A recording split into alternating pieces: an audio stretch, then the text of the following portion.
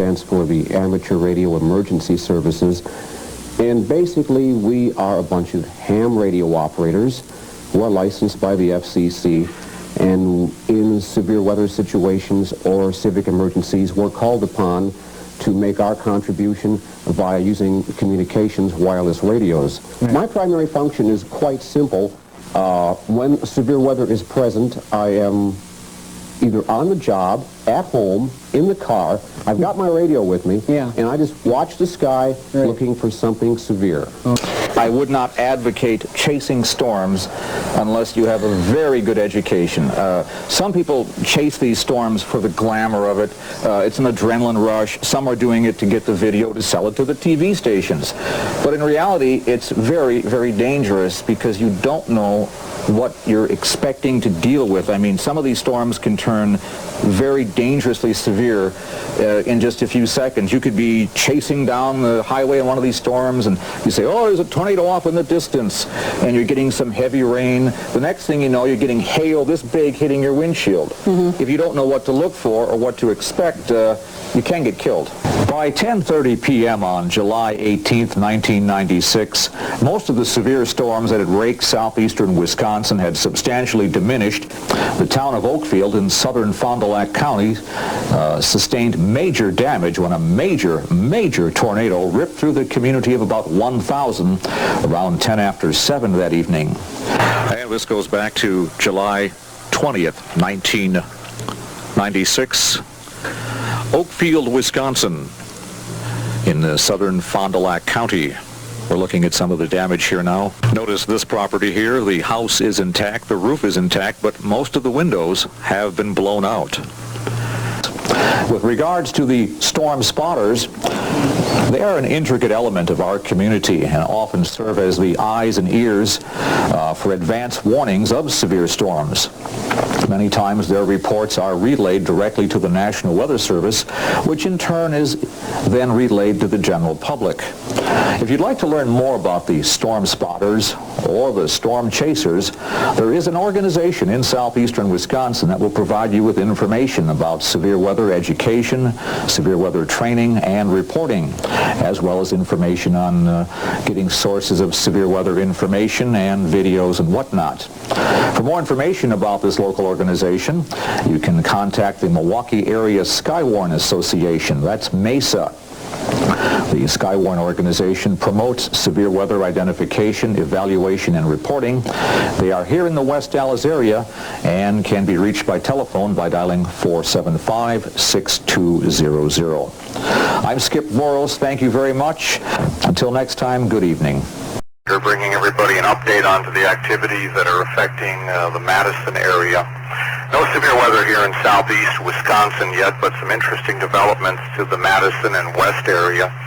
NWS has now issued a new tornado warning, and this one includes the west central portion of Dane County. That one's in effect until 5 o'clock for a radar-indicated rotation. The warning for Iowa County also is still in effect. That storm will be going through the Hollandale and Barneveld area. This is ironic because Barneveld suffered a devastating EF5 tornado in 1984.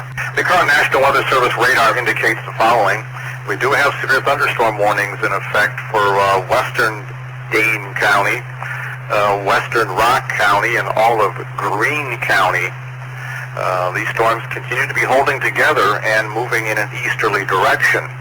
Another interesting development, the NWS is indicating that there's a possibility here that what they call a wake-low pressure system is developing behind this line of storms. And this may trigger some additional strong winds after the main line moves through.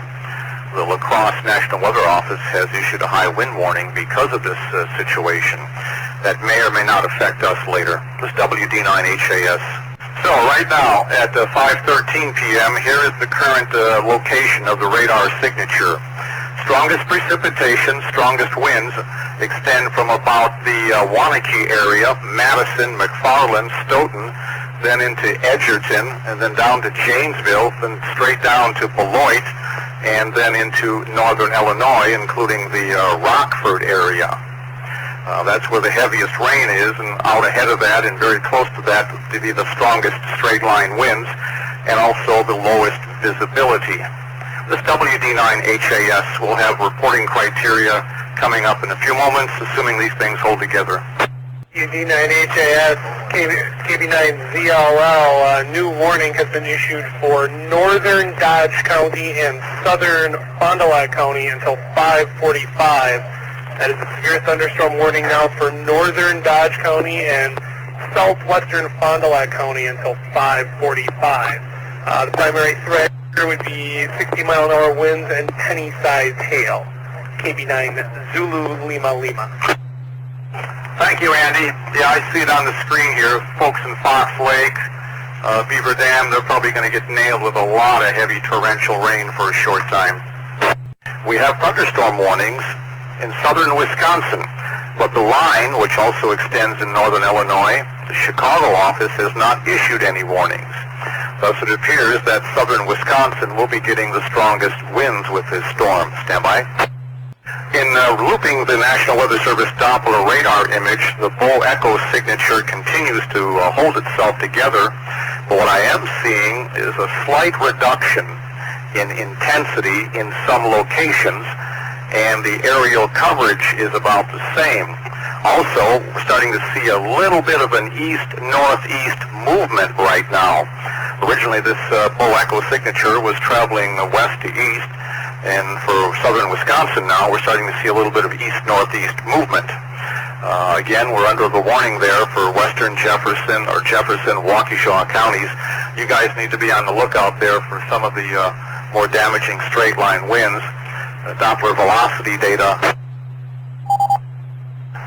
indicating some 66-mile-per-hour winds at about 1,200 feet up, right around the Delavan area, and perhaps some almost 70-mile-an-hour winds around the Edgerton area, around 2,000 feet up.